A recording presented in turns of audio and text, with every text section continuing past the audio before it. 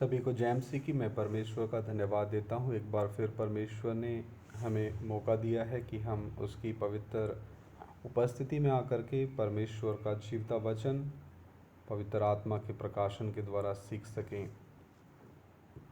हम पिछले दिनों से एक विषय सीखते आ रहे हैं, उसका नाम है धन्य कौन है। तो हम उत्पत्ति की किताब से अभी तक सीख चुके हैं कि परमेश्वर की नज़र में धन्य मनुष्य कौन है। आइए अभी हम निर्गमन की किताब में आगे बढ़ते हैं। मूसा प्रभु के दास के बारे में हम देखेंगे। आइए सर झुकाएं, प्रार्थना करें, आंखें बंद करें। प्यारे पिता, तेरा धन्यवाद करते हैं।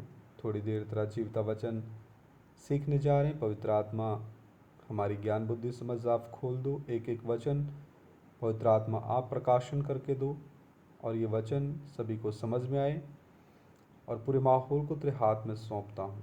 एक एक अंधकार के बंधन प्रभु यीशु मसीह के नाम में दूर हों।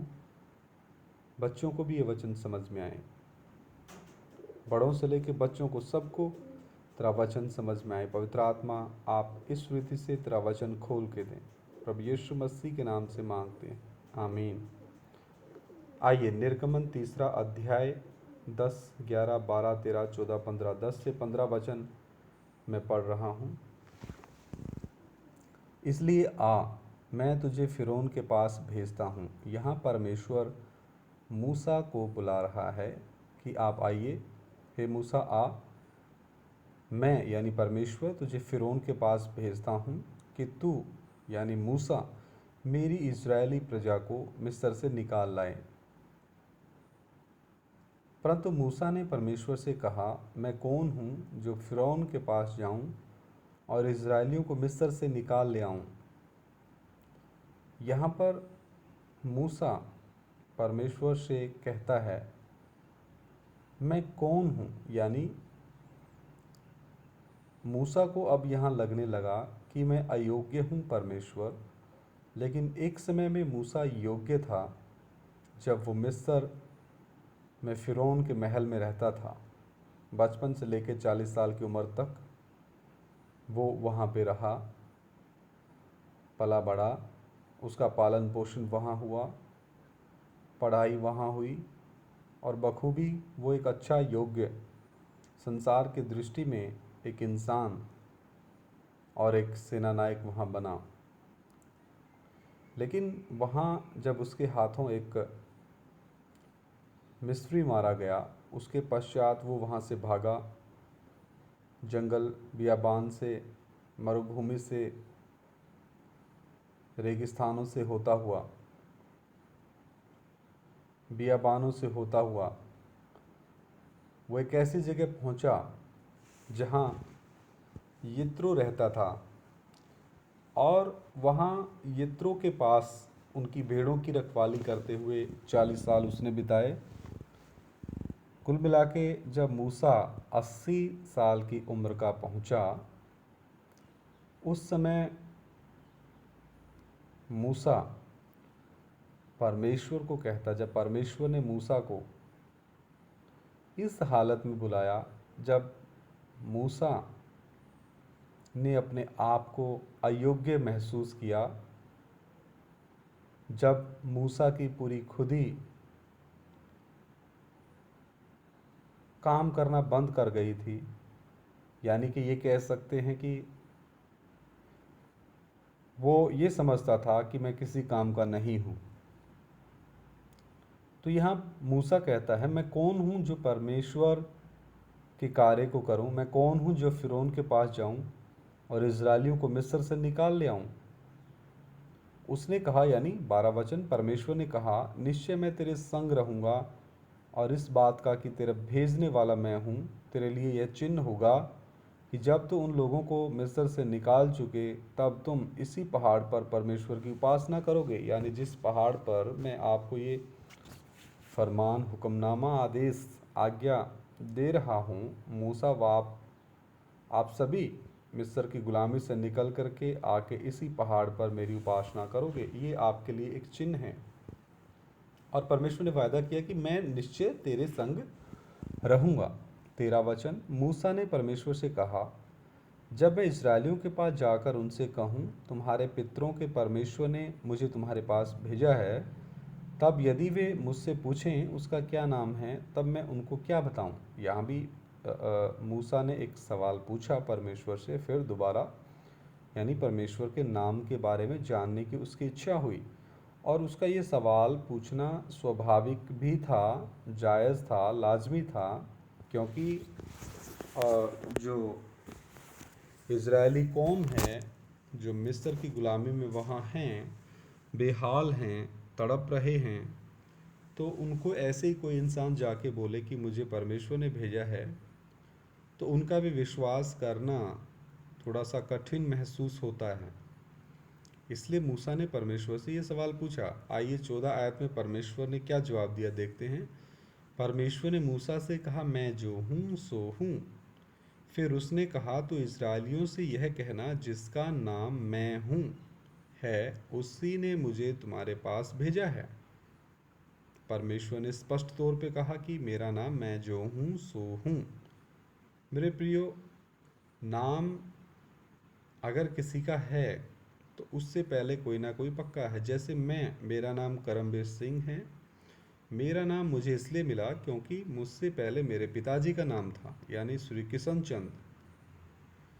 और मेरे पिताजी को ये नाम इसलिए मिला क्योंकि उससे पहले उनके पिताजी थे, यानी मेरे दादाजी श्री भिक्षाराम। तो मनुष्य जाति में नाम की जो शुरुआत है अदन की वाटिका से हुई। परमेश्वर ने भूमि की मिट्टी से जिस पहले इंसान को बनाया और उसके नथनों में अपने आत्मा को फूंका, और वो जीवित इंसान बन गया, जीवित इंसान, जीवित मनुष्य, जिसका नाम परमेश्वर ने आदम रखा और उसको अपना स्वरूप और समानता दिया। तो नाम की शुरुआत अदन की वाटिका से हुई और वो पहले मनुष्य का नाम परमेश्वर ने खुद रखा। और आदम ने अपनी पत्नी का नाम हव्वा रखा। और परमेश्वर ने जितने जीव जंतु बनाए थे उन सब का नाम भी आदम से रखवाया। तो मेरे प्रियो, नाम की शुरुआत इसलिए हुई है। लेकिन दूसरी तरफ हम परमेश्वर के मामले में देखते हैं, वो कहता है मैं जो हूँ सो हूँ।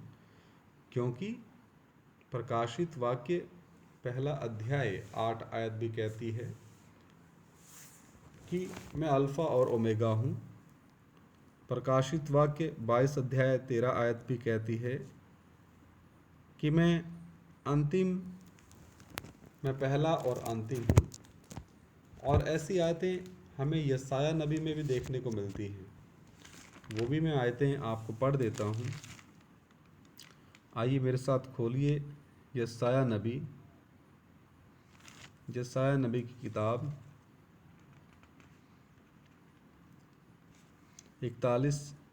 40 अध्याय, यशायाह नबी की किताब 40 अध्याय 28 वचन। क्या तुम नहीं जानते, क्या तुमने नहीं सुना, यहोवा जो सनातन परमेश्वर है। यहाँ पे जो शब्द आया है सनातन, मतलब सबसे पहले परमेश्वर है। इसी का हम देखते हैं। और यशायाह 41 यशायाह 41 अध्याय उसकी 4 आयत। किसने यह काम किया है और आदि से पीढ़ियों को बुलाता आया है। कब से? आदि से। मैं यहोवा जो सबसे पहला और अंत के समय रहूँगा, मैं वही हूँ। आप यहाँ ध्यान दे के सुनिएगा। यहाँ पे लिखा है मैं यहोवा जो सबसे पहला और अंत के समय रहूँगा, यानी सबसे पहला परमेश्वर है, उससे पहले कोई नहीं।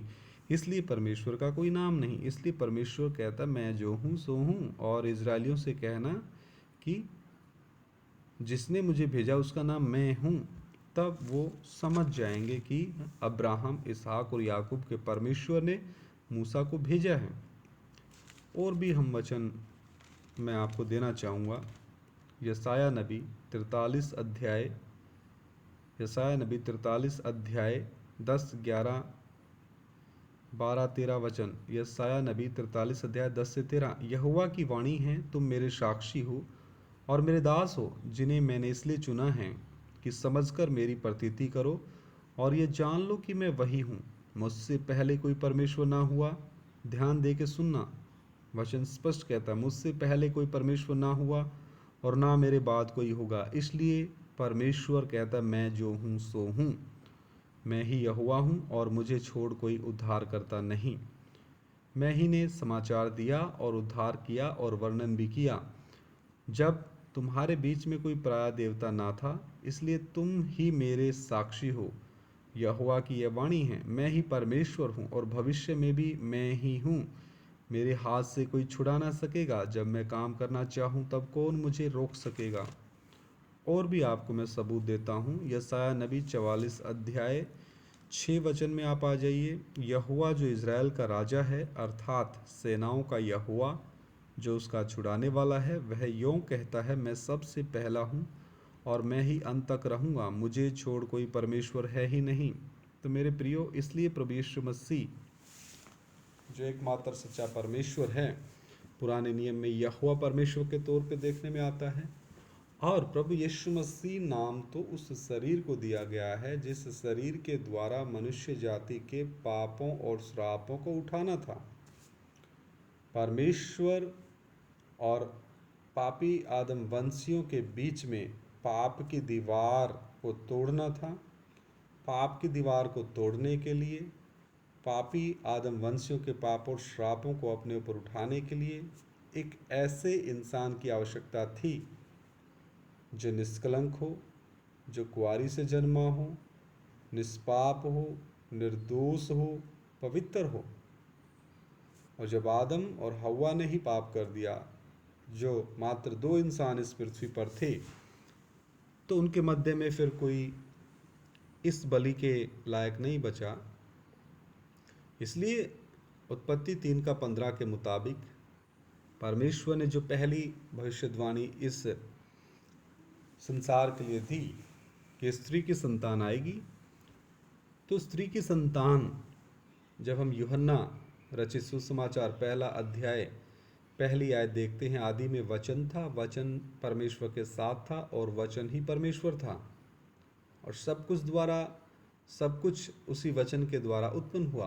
तो वचन ही परमेश्वर था। तो यूहन्ना रचित सुसमाचार 1 अध्याय उसकी 14 आयत में जो वचन ही परमेश्वर था, तो परमेश्वर देहधारी हुआ, यानी वचन देहधारी हुआ, यानी संपूर्ण मनुष्य जाति को पापों और श्रापों से छुड़ाने के लिए परमेश्वर ने देह धारण की और अपने दूसरे व्यक्तित्व को नाम दिया प्रभु यीशु मसीह। प्रभु का अर्थ है मालिक, यीशु का अर्थ है पाप से छुड़ाने वाला। मत्ती रचित सुसमाचार 1 अध्याय 21 में भी लिखा है कि वो जगत और उसके लोगों को उनके पापों से छुड़ाएगा। और 1 तीमुथियुस 1 का 15 भी स्पष्ट कहता है कि प्रभु यीशु मसीह जगत में पापियों को बचाने के लिए आया।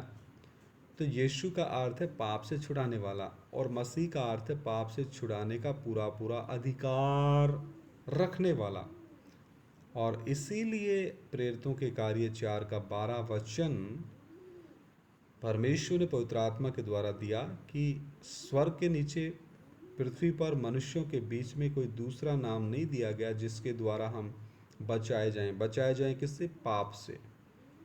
तो मेरे प्रियो, हमारी बात चल रही थी मैं जो हूँ सो हूँ, और अभी हमने वचन पढ़ा था 44, यशायाह 44 का 6। एक बार फिर मैं पढ़ता हूँ। यहोवा जो इज़राइल का राजा है, अर्थात सेनाओं का यहोवा जो उसका छुड़ाने वाला है, वह यूँ कहता है, मैं सबसे पहला हूँ। इसलिए परमेश्वर कहता, मैं जो हूँ सो हूँ और मैं ही अंत तक रहूँगा, मुझे छोड़ कोई परमेश्वर है ही नहीं। मुझे लगता है आपका ये सवाल स्पष्ट है। एक और वचन में पढ़ता हूँ, यशायाह 44 का 24। यहोवा तेरा उद्धार करता जो तुझे गर्भ ही से बनाता आया है, यूँ कहता है, मैं यहोवा ही सब का बनाने वाला हूँ, जिसने अकेले ही आकाश को ताना और पृथ्वी को अपनी ही शक्ति से फैलाया। तो परमेश्वर ने ही सब कुछ बनाया है। एक और वचन हम पढ़ते हैं, यशायाह 45 अध्याय 5, 6 और 7। मैं यहोवा हूँ और दूसरा कोई नहीं, मुझे छोड़ कोई परमेश्वर नहीं। यद्यपि तू मुझे नहीं जानता तो भी मैं तेरी कमर कसूंगा, जिससे उदयाचल से लेकर अस्ताचल तक लोग जान लें कि मुझ बिन कोई है ही नहीं। मैं यहोवा हूँ और दूसरा कोई नहीं है। मैं उजियाले का बनाने वाला और अंधियारे का सृजनहार हूँ। मैं शांति का दाता और विपत्ति को रचता हूँ। मैं यहोवा ही इन सबों का करता हूँ। हालेलुया। तो परमेश्वर का वचन कितना स्पष्ट है। एक और वचन देखते हैं, एक और वचन हम देखते हैं। परमेश्वर पूरी पृथ्वी के लोगों को क्या एक चेतावनी देता है। यशायाह नबी 45 का 9 वचन हम पढ़ेंगे। हाय उस पर जो अपने रचने वाले से झगड़ता है, वह तो मिट्टी के ठिकरों में से एक ठिकरा ही है। क्या मिट्टी कुम्हार से कहेगी तू यह क्या करता है? क्या कारीगर का बनाया हुआ कार्य उसके विषय कहेगा उसके हाथ नहीं? हाय उस पर जो अपने पिता से कहे तू क्या जन्माता है, और माँ से कहे तू किसकी माता है। यहोवा जो इज़राइल का पवित्र और उसका बनाने वाला है, वह यो कहता है, क्या तुम आने वाली घटनाएं मुझसे पूछोगे? क्या मेरे पुत्रों और मेरे कामों के विषय मुझे आज्ञा दोगे? मैं ही ने पृथ्वी को बनाया और उसके ऊपर मनुष्यों को सृजा है। मैंने अपने ही हाथों से आकाश को ताना और उसके सारे गणों को आज्ञा दी है।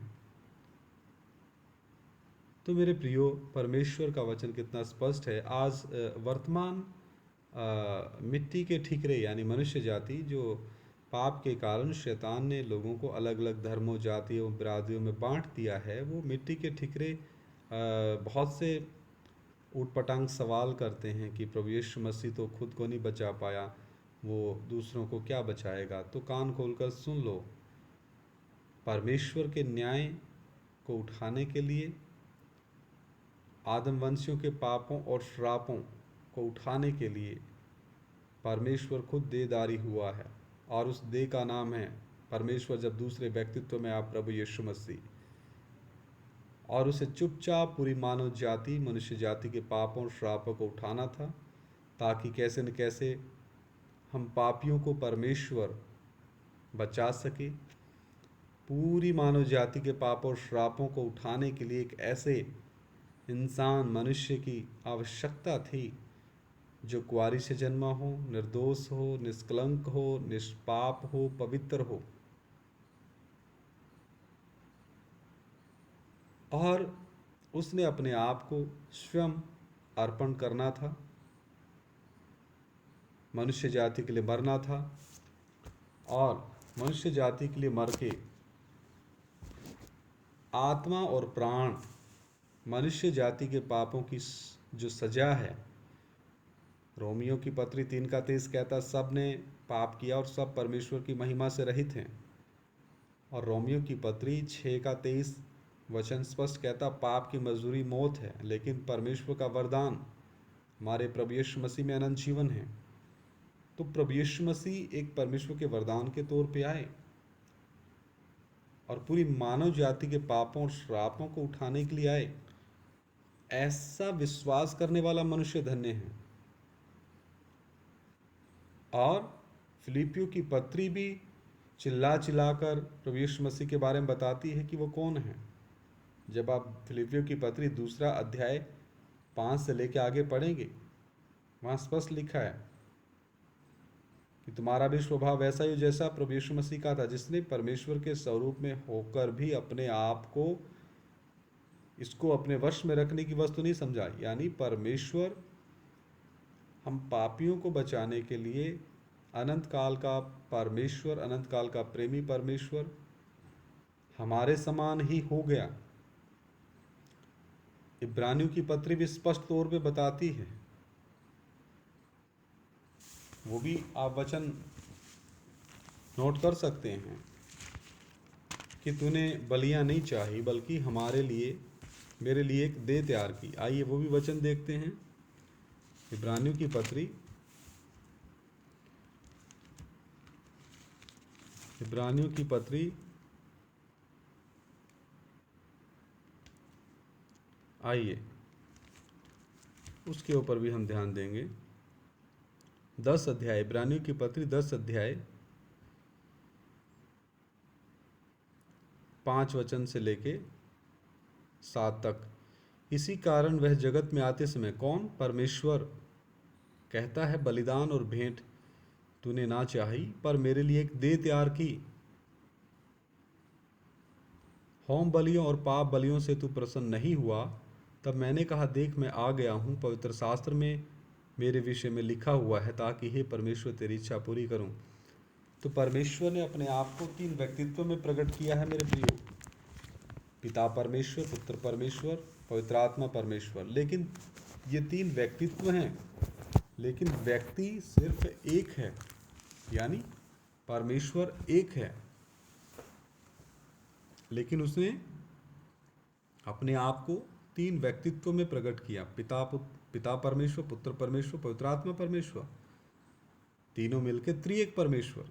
पिता का काम योजना बनाना, पुत्र का काम संपूर्ण मानव जाति के लिए, मेरे पापों के लिए और मनुष्य जाति के पापों के लिए सजा उठाना, कीमत देना, और फिर तीसरे दिन मुर्दों में से जी उठना। और तीसरा व्यक्तित्व है पैंतीकुस्त के दिन से ही पवित्र आत्मा अपनी कलीसिया को इस पृथ्वी पे तैयार कर रहा। जैसे एक बेटा अपनी माँ के सामने बेटा कहलाता है, बहन के सामने भाई, अगर वो शादीशुदा है पत्नी के सामने उसका पति, जब उसके बच्चे हो जाते हैं तो वो पिता बन जाता है, किसी का मामा है, किसी का चाचा है, वो खुद किसी का बेटा है। लेकिन व्यक्ति कितने हैं? एक। तो इसलिए परमेश्वर निर्गमन की किताब में मूसा को कहता है, निर्गमन 3 अध्याय 14 आयत में, कि परमेश्वर ने मूसा से कहा, मैं जो हूँ सो हूँ। तो यही शक और सवाल आपका दूर करने के लिए इतने आयतों के बीच में से प्रभु का आत्मा लेके गया, ताकि किसी को कोई शक ना रहे कि व्यक्ति एक होते हुए भी उसके व्यक्तित्व, यानी पर्सन एक है, लेकिन पर्सनैलिटी उसकी अलग अलग है। तो मेरे प्रियो, इस बात को आप ध्यान रखें। 15 वचन मैं पढ़ूंगा, फिर परमेश्वर ने, निर्गमन 3:15। मैं उम्मीद करता हूँ, आशा करता हूँ आप सभी को ये वचन समझ में आए होंगे, क्योंकि बहुत ही धीरे धीरे ये वचन मैं आपके बीच में पवित्र आत्मा के प्रकाशन के द्वारा साझा किए हैं। आप इनको प्रार्थना के द्वारा समझें तो जरूर परमेश्वर का पवित्र आत्मा आपको समझाएगा। फिर परमेश्वर ने मूसा से यह भी कहा, तू इजरायलियों से यह कहना, तुम्हारे पितरों का परमेश्वर अर्थात अब्राहम का परमेश्वर, इसहाक का परमेश्वर और याकूब का परमेश्वर यहोवा, उसी ने मुझको तुम्हारे पास भेजा है। देख, सदा तक मेरा नाम यही रहेगा और पीढ़ी पीढ़ी से मेरा स्मरण इसी से हुआ करेगा। हालेलुया। किस नाम से? मैं जो हूँ सो हूँ, यानी मैं हूँ। तो यहाँ पे हम क्या देखते हैं? मूसा को प्रभु ने बुलाया, अधिकार मूसा को प्रभु ने बुलाया, और मिस्र में फिरौन के ऊपर एक परमेश्वर सा ठहरा करके परमेश्वर ने भेजा। परमेश्वर ने मूसा को अधिकार दिया। तो यहाँ हमारा जो मुख्य बात है कि धन्य है जो अपनी बुलाहट परमेश्वर से पाते हैं और प्रभु के पीछे चलते हैं। तो बुलाए हुए किसकी तरफ से होना है? परमेश्वर की तरफ से। ये नहीं है कि हम खुद अपनी मर्जी के मुताबिक सेवा में आ जाएं और अपनी मर्जी के अनुसार की सेवा करते हुए घूमते रहें।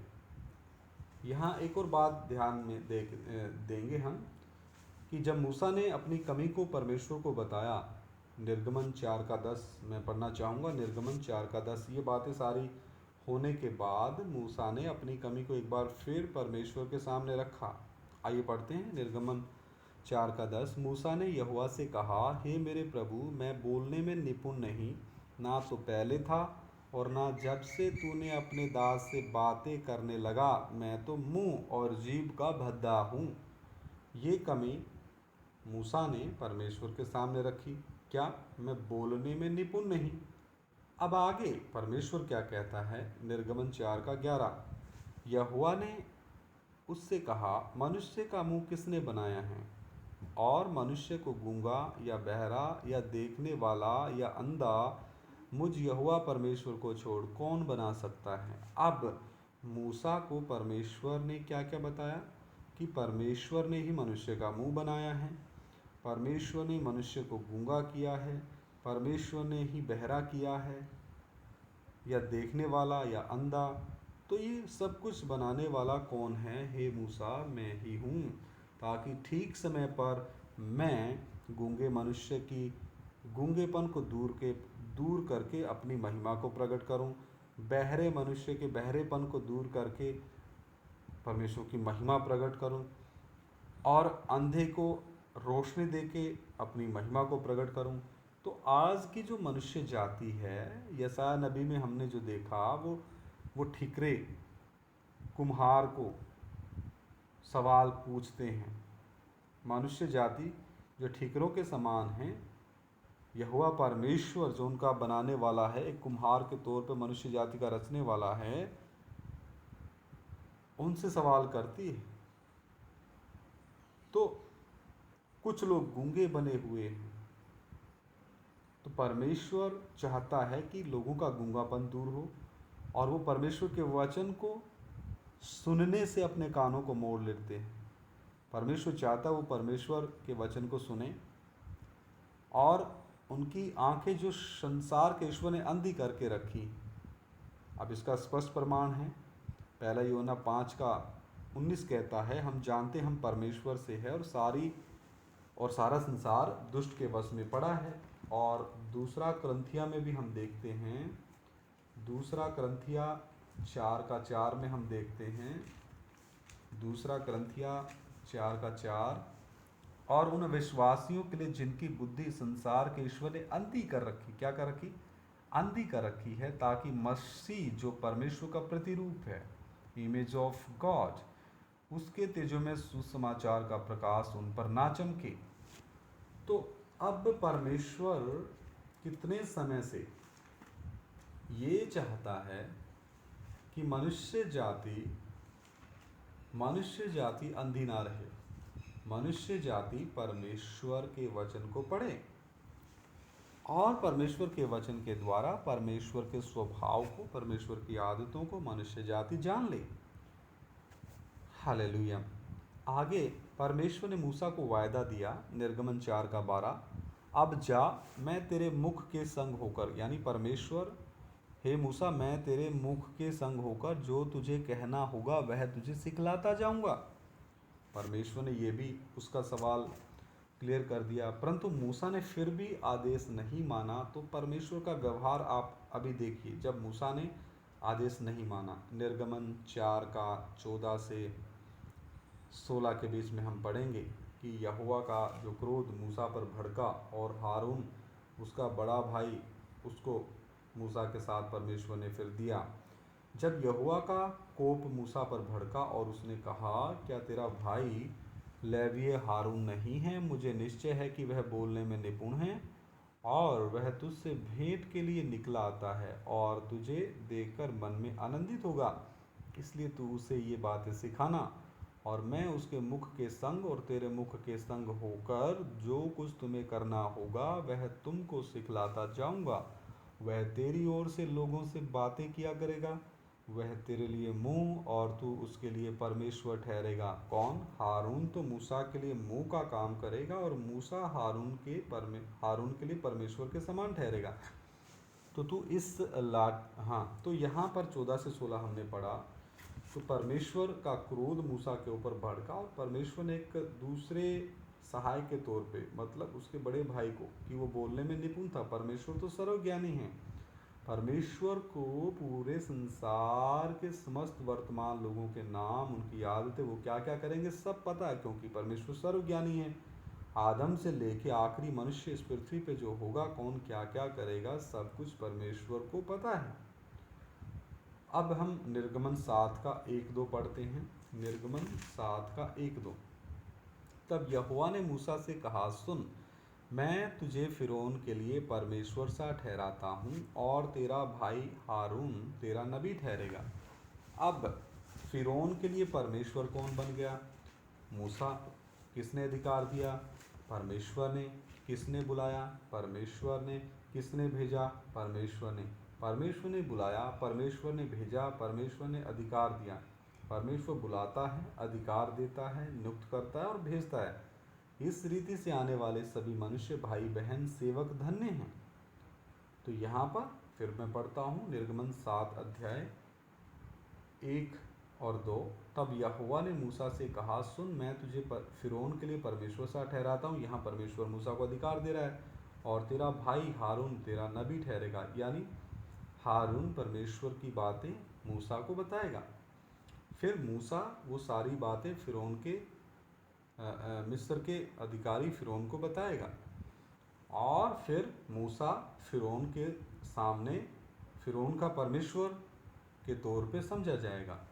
आगे लिखा है, जो जो आज्ञा मैं तुझे दूं वही तू कहना, और हारून उसे फिरौन से कहेगा, जिससे वह इजरायलियों को अपने देश से निकल जाने दे।